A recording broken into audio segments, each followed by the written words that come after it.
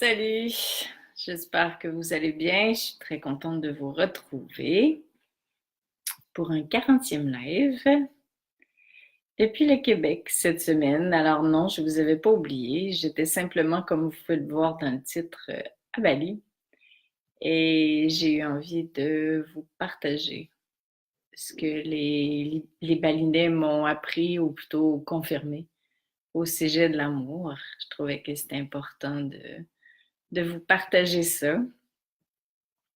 Alors, si vous faisiez partie du voyage, sentez-vous super à l'aise de commenter sur ce que vous avez retenu, perçu au sujet de l'amour en lien avec ce magnifique pays. Donc,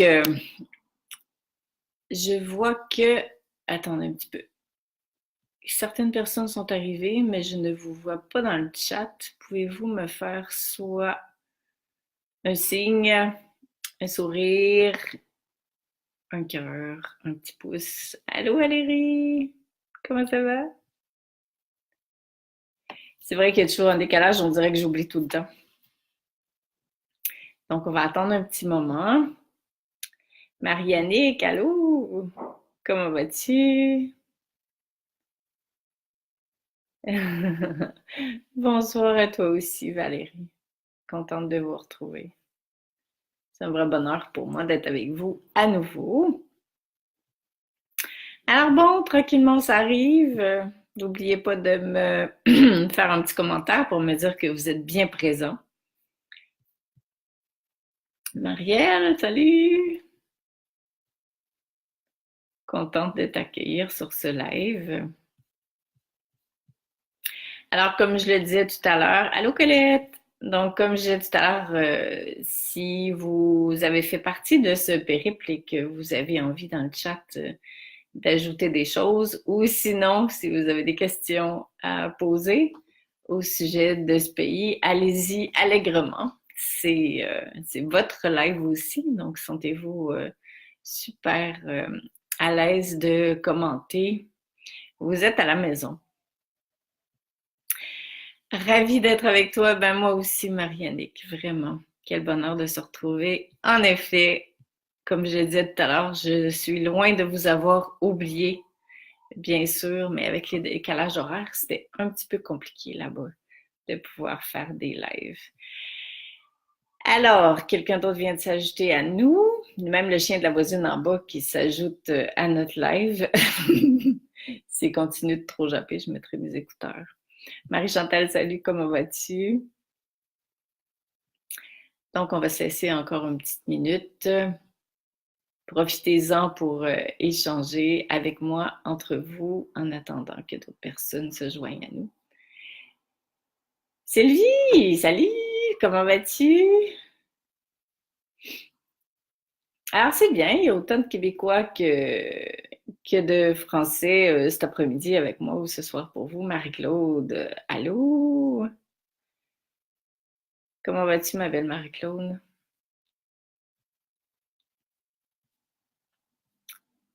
Alors, pour les Français d'entre vous, je ne sais pas si vous étiez au courant, mais il y a une petite tempête de neige qui m'attendait avant-hier, donc ça fait un peu changement avec la température qu'on avait là-bas. Puis en plus, il y avait de la glace ici en avant, je me suis cassé le coccyx avant-hier. Alors, si vous voyez que je souris pas autant que d'habitude, c'est que je suis assise sur une fêlure. Bon, on m'a toujours dit que j'étais fêlée, mais là, ça a l'air que je le suis de l'autre côté. Valérie, t'as dû faire le plein de bonnes énergies d'amour. Oui, en effet. Tout plein, tout plein, tout plein. Véronique, allô? Comment ça va, ma belle? Donc, voulez-vous que je commence? J'imagine que oui, vous êtes là pour ça. Marie-Alice, ça va?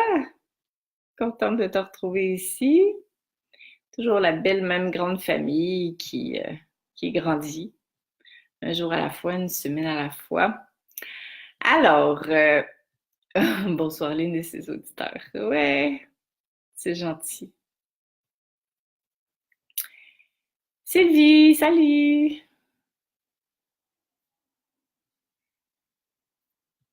Donc, ben voilà, je vais commencer, je crois.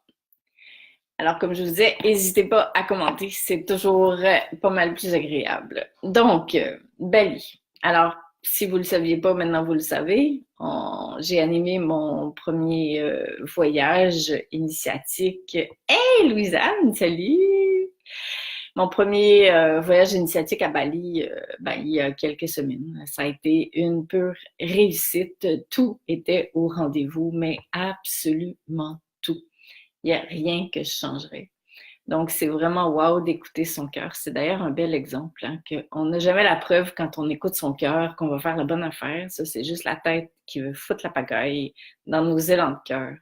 Et quand on ose écouter envers et contre tous ces petites voix ou nos expériences passées, eh bien, ça donne des beaux rendez-vous d'amour comme celui qu'on a vécu ensemble à Bali. Pourquoi Bali, je ne sais pas, parce que je sentais que c'était là que je voulais aller. Maintenant, je comprends. On appelle Bali l'île des dieux, le pays des dieux, et c'est à juste titre. Donc, une des grandes choses, allô Pascal, une des grandes choses que m'a appris Bali, les Balinais, que m'a confirmé plutôt, c'est que l'amour est vraiment partout. Tu sais, Bali en Indonésie, c'est le seul pays qui est hindouiste, les autres pays sont musulmans. Alors déjà, il y a leur notion, leur spiritualité qui est très importante, à mon avis, qui est à la base de ce qu'on a vécu. Et ça m'a confirmé à quel point la spiritualité, mais la spiritualité intégrée est importante. Pas une spiritualité qui est récitée le dimanche matin, qui est conceptualisée avec la tête. Allô Catherine? Mais une spiritualité vraiment qui vit. Et c'est ça que j'ai senti là-bas, à Bali. C'est vraiment que l'amour est partout, quoi. L'amour est à la fois en soi. Les Balinais savent que l'amour est en eux, savent que l'amour circule à travers eux, savent que l'amour est accessible. Et ils ont compris ça. Donc, de un, c'est super intéressant. Et aussi, l'amour est autour d'eux. Il y a un souci de prendre soin de l'amour que j'ai jamais vu, et Dieu sait que j'en ai visité des pays dans ma vie. J'ai jamais vu autant de soucis de nourrir l'amour, mais dans des toutes petites choses comme dans des grandes choses. C'est-à-dire que tout est un hommage à l'amour. Le sourire qu'il nous partage, la manière dont ils nous servent le thé, la manière dont ils nous parlent, dont ils nous approchent, les petites attentions et les grandes attentions qu'ils ont pour nous, la manière dont ils font appel aux éléments de la nature, les fleurs, les arbres, tout l'environnement, duquel ils prennent soin, mais avec une reconnaissance de l'amour que porte chacune de ces choses-là. Et ils utilisent tout au nom de l'amour. Tout est recyclé dans un premier temps, donc il y a un grand respect de ce qu'ils ont, de ce qu'ils possèdent, qu'ils ne prennent pas pour acquis. Et exemple, il nous faisait par exemple, le soir, vous l'avez peut-être vu sur les photos, avec des fleurs, des messages comme Bon appétit, groupe Lynn Asselin ou groupe Lynn, je ne me rappelle pas, mais tout dessiné.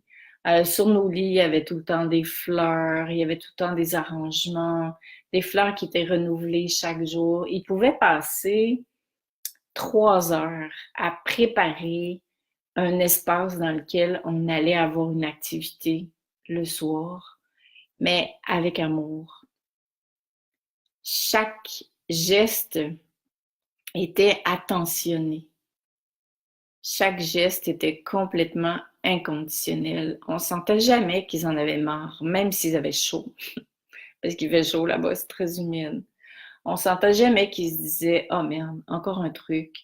Quand ils transportaient nos valises sur le dos, ils avaient le dos tout mouillé. ils avaient toujours le sourire et c'est rien de forcé. C'est vraiment que en eux, ils ont été éduqués comme ça, ils ont compris et ils véhiculent l'amour. Ils le partagent allègrement parce que dans le fond, ce qui les rend heureux, ce qui les fait sentir vivants, c'est que cet amour-là circule. Donc, ils sont simplement heureux de faire circuler l'énergie d'amour. Et pour plusieurs, ils auraient bien des raisons de ne pas le faire. Donc, c'était le deuxième point que je voulais amener, c'est que c'est totalement inconditionnel. Donc, c'est pas on fait circuler l'amour et on est privilégié parce qu'on est plus riche que quelqu'un d'autre. C'est pas du tout ça. C'est complètement, complètement inconditionnel. Et comme je le disais juste avant, ce que j'ai vraiment senti, c'est que pour eux, ça peut pas faire autrement que circuler parce que c'est divin, parce que c'est beau. Et on a rencontré une prêtresse qui faisait partie de l'animation de certaines de nos activités. Et quand on est allé visiter l'un des temples, elle nous a raconté qu'elle, elle a commencé à être plus consciente de ça dans l'intégration de sa vie le jour où elle a perdu son emploi, son mari a perdu son emploi, elle s'est retrouvée toute seule avec ses 2 enfants.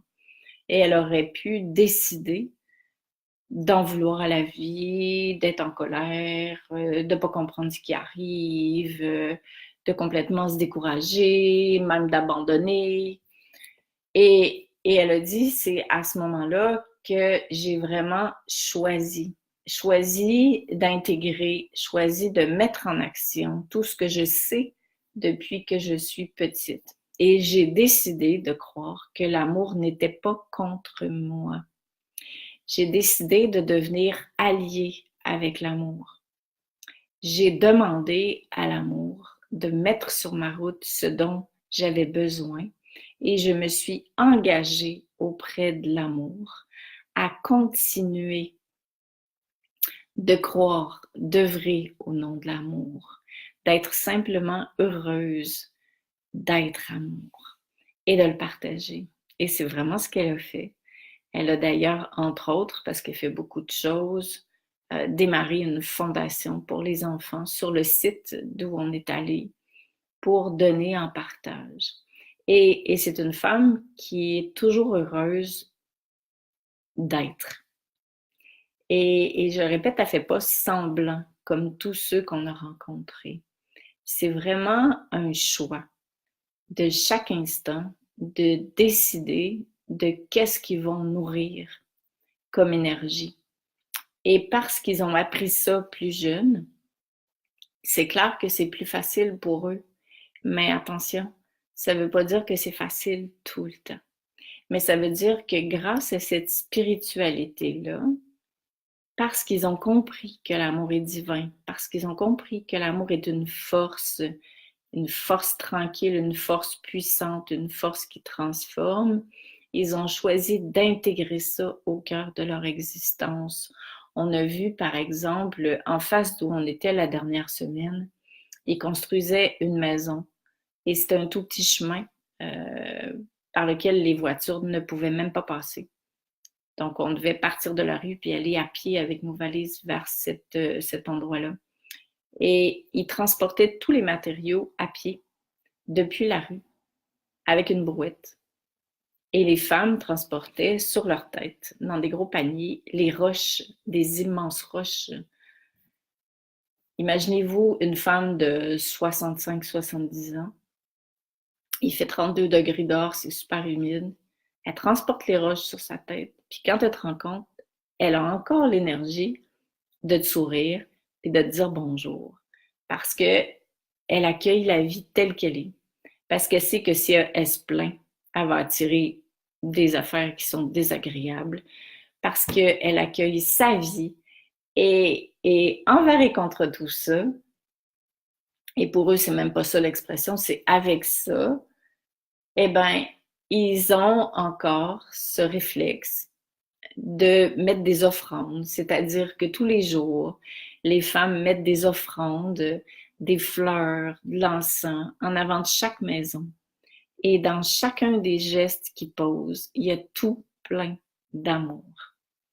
Donc, c'est vraiment inconditionnel, l'amour. C'est un choix quotidien de chaque instant. C'est un choix conscient aussi parce qu'ils ont conscience de ce que c'est. Ils ont conscience de ce que ça fait. Et ça fait en sorte que c'est une culture qui ne se compare pas, qui ne se plaint pas, qui ne dénigre pas, mais qui a appris à accueillir la vie, à apprendre de ce que la vie nous amène, qui voit la vie telle qu'elle est, qui se trouve chanceux de pouvoir bénéficier de ces années-là pour grandir, pour partager, pour guérir. Et je le répète, qu'ils sont heureux d'être, tout simplement. Et c'est vraiment intéressant parce que souvent je dis que l'amour voyage d'un cœur à l'autre. Et le fait d'aller là-bas, pour moi, celle qui était là, vous pourrez compléter à votre manière parce qu'on l'a probablement pas perçu de la même façon, bien qu'il y a beaucoup d'éléments que je vous raconte qui sont indissociables et impossibles à transformer. Mais ça m'a prouvé que l'amour touche en vérité et que souvent dans nos sociétés où on est dans le chacun pour soi, on n'a pas appris à quel point des simples gestes d'amour comme sourire à quelqu'un sont puissants. On peut même dénigrer ou ignorer ce genre de choses. Et pourtant, quand c'est un sourire qui vient du cœur, quand c'est une attention qui vient du cœur, quand c'est un geste qui vient du cœur, ce que ça fait, c'est que ça ouvre les cellules à la fréquence de l'amour et ça nous donne envie de partager à notre tour. Donc, ce que je trouve intéressant là-dedans, c'est que quand on touche à cette forme d'amour-là qui est partout, qui est entre les gens, dans les relations, qui est dans l'environnement, qui est à l'intérieur des gens, qui est dans la nature, ça fait en sorte que pour moi, en tout cas, quand je suis revenue, ça a créé un autre encodage dans mes cellules. Ça m'a rappelé, ça m'a prouvé à quel point c'est des petites choses qui sont grandes. Et ça m'a montré à quel point le simple fait que quelqu'un nous sourit avec le cœur sans attente, sans intention, dans toutes les situations, ça vient vraiment nous toucher, ça vient ouvrir quelque chose, ça vient nous rappeler à quel point nous sommes ça. Et je dirais que ça donne envie de continuer de s'ouvrir à l'autre aussi, pour moi, en dépassant la peur de ce que l'autre va penser ou de ce que l'autre va dire, ou en dépassant cette forme de centration sur soi, de par la manière dont on est programmé ici dans nos sociétés, et de défaire cette programmation-là si on le veut bien, parce que non seulement que ça va nous aider à changer le monde, à faire de notre monde un monde meilleur, mais ce que ça fait, c'est que ça nous aide à se sentir plus vivants. Ça nous aide à faire circuler l'énergie d'amour qu'on va chercher dans plus grand que soi. Cette énergie-là à laquelle on est tous connectés, cette énergie-là de laquelle on ne se sent pas digne pour un grand nombre d'entre nous d'aller chercher, de recevoir. Hein? Je le dis souvent, on s'est souvent programmé avec cette phrase de « je ne suis pas digne de te recevoir », ben, cette énergie d'amour-là, on l'a tous, on est connecté à cette énergie-là. Alors, la première étape, c'est de se souvenir qu'on est connecté, c'est d'ouvrir les valves pour accéder à cet amour-là, pour qu'il descende à l'intérieur de nous. Et ensuite, ou parallèlement, c'est de le partager. C'est de le partager. Puis partager l'amour, ça ne veut pas dire nécessairement qu'on doit s'associer avec des super grosses causes. Ça veut dire de le faire circuler, de ne pas le garder à l'intérieur de soi par des attentions. Tu sais, c'est des exemples tout cons, là, mais on est allé se promener dans les rizières, puis mes souliers étaient crottés.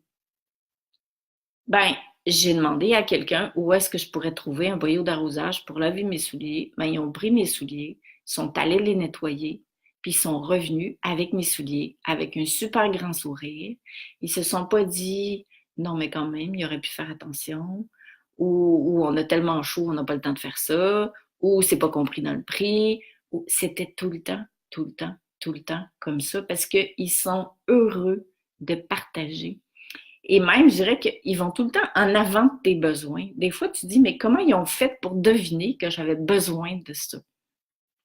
Parce que quand on est connecté avec cet amour-là, il y a quelque chose qui fait en sorte que on arrive à se connecter avec le besoin de l'autre, mais dans l'essentiel et dans la plus grande des simplicités. Et là, ça bouge tout simplement. Et on ne se comprenait pas parce que, pour un grand nombre, parce qu'il y avait plein de gens qui ne comprenaient pas l'anglais sur place. Il y avait quand même 50 employés à l'auberge où on était.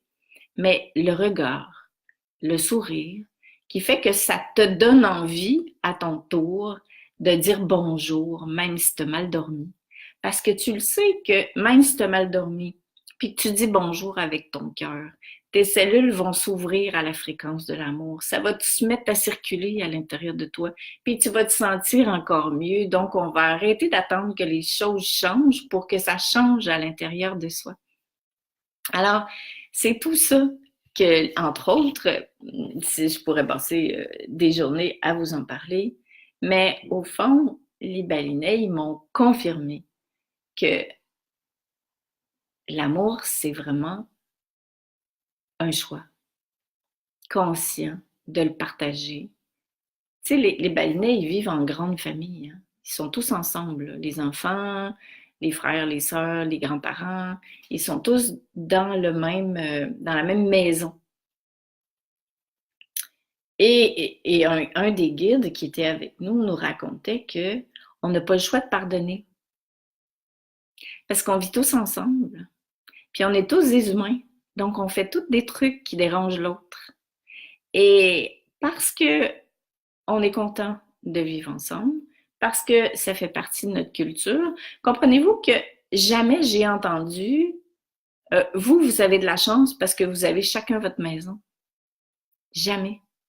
Eux, ils comprenaient pas comment on faisait nous pour vivre chacun chez soi et qu'on pouvait laisser des personnes âgées toutes seules dans des maisons de retraite, que quelqu'un qui était malade se retrouvait sans soins, sans attention, parce que pour eux, c'est impensable de voir les choses comme ça. Et je peux comprendre parce qu'ils l'ont jamais vécu comme ça. Mais en même temps, ils auraient pu nous envier de ne pas avoir à endurer le grand-père qui est fatigant, et le frère ou la sœur aussi et ça. Et non. Parce que au lieu de se plaindre, je les ai jamais entendus se plaindre. Au lieu de se plaindre, ils sont tout le temps dans la gratitude, dans l'accueil de ce qui est, et aussi dans se donner des moyens qui vont leur permettre de rester dans le cœur. Donc, le guide nous racontait que son père sortait des fois puis buvait trop. Donc, quand il buvait, il pouvait dire des choses qui dépassaient ses pensées. Bon, mais il dit, qu'est-ce qu'on fait avec ça maintenant? Alors, c'est humain, c'est arrivé. Eh bien, on se demande pardon et on choisit de mettre le pardon au cœur de notre pratique spirituelle parce que c'est ça qui fait qu'on peut continuer de vivre en accord avec les valeurs qu'on prône. Donc, c'est tellement extraordinaire de les écouter et c'est vraiment un bonheur aussi de les côtoyer. Et je le répète, l'idée, c'est pas de toujours vouloir partir là-bas puis de se dire, mais c'est mieux là-bas, moi je vis pas ici. Moi, ce que j'avais envie de vous dire, c'est pourquoi on ne pourrait pas commencer, nous aussi, par mettre en place ce genre de valeurs toutes simples et d'arrêter de bloquer l'énergie d'amour à l'intérieur de soi. Bloquer l'énergie d'amour parce qu'on est frustré. Bloquer l'énergie d'amour parce qu'on n'a pas la preuve que l'amour existe vraiment ben eux, ils ont décidé d'y croire. On n'a pas grand-chose à perdre que de décider de croire que l'amour existe. On n'aura jamais la preuve exacte, mais ils ont choisi d'y croire. Donc, c'est un choix conscient. Alors, pourquoi on ne peut pas commencer par de petites choses à créer de grands changements dans notre société et à faire comme eux, à mettre de la conscience ou à mettre de l'amour dans ce qu'on fait, dans les repas, dans la préparation des fleurs, dans le ménage, dans nos relations avec les gens. Et ça va faire en sorte que notre vibration va augmenter. Et ça va faire en sorte qu'on va attirer quelque chose de plus intéressant. Et ça va faire en sorte aussi que notre monde va changer. Donc, je viens de voir qu'il y a d'autres personnes. Hey, salut Sandra, Joanie, Bérangère, Daniel, Marie-Josée, Blondine, Agnès, Caro. C'est le fun. Merci de vous être rejoints à moi. Donc, Louisanne, tu dis, très émouvant ton histoire, merci pour ce beau partage. C'est tellement simple que c'est dur à mettre des mots sur ce qu'on a senti, sur ce qu'on a vécu. Mais chose qui est sûre, c'est que ça a créé des ancrages à l'intérieur de moi. Et c'est le genre de voyage qui fait que ton voyage n'est pas fini quand tu reviens. Il continue d'exister à l'intérieur de nous. Et bien sûr que ça va dépendre de ce qu'on en fait, mais c'est vraiment, vraiment un ancrage hyper puissant. Et, et ça fait en sorte que pour moi, en tout cas, tu sais, des fois, on a des raisons de ne pas partager l'amour, tu vois, t'as coup que l'autre n'accepte pas ce que je donne, ou t'as coup que... Puis j'ai presque plus envie de me poser ce genre de questions-là, si ce n'est que pour moi, pour pouvoir continuer de vibrer à cette belle fréquence. Eh Babette, salut! Donc, est-ce que vous avez des commentaires pour les filles qui étaient là? Est-ce que vous avez des questions? Merci de nous réveiller. Oui, c'est vrai que c'est un choix. Et puis en plus, c'est la preuve que ça existe vraiment. C'est, ils ont tellement la lumière dans leurs yeux et Dieu sait qu'on en a vu beaucoup. Comme je disais, ils étaient 50 employés sur le site où on était, qui est absolument divin.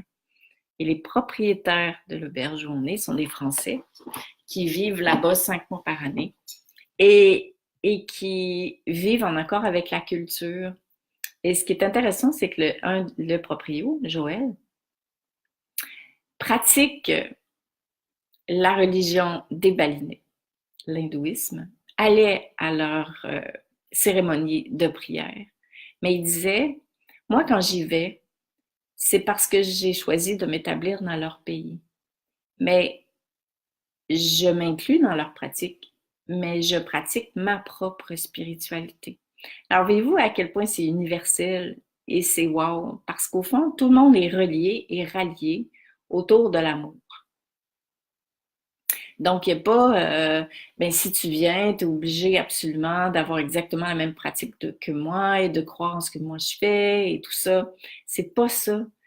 Et même le prof de yoga avec qui on a travaillé, on a fini par se connaître au fil du temps. Mais c'était pareil. Il nous enseigne le yoga qu'on pouvait avoir 1 à 2 fois par jour. Puis il nous disait pas, ben là, vous venez à mon cours, vous allez faire ce que moi je veux, comme ça peut arriver. C'était vraiment un travail de collaboration, d'écoute de l'autre. Je pouvais lui dire au matin, écoute, ce matin dans la rencontre, on n'a pas eu le temps de méditer, est-ce que tu pourrais faire un yoga méditatif? Il s'enlignait tout de suite. Je chantais zéro contrariété, au contraire, juste le fait d'être au service, d'être en lien avec l'amour. C'est ça qui faisait qu'il était vivant, parce que dans le fond, c'est la seule chose qu'on apporte avec soi quand on va mourir et qui donne du sens à la vie, quoi.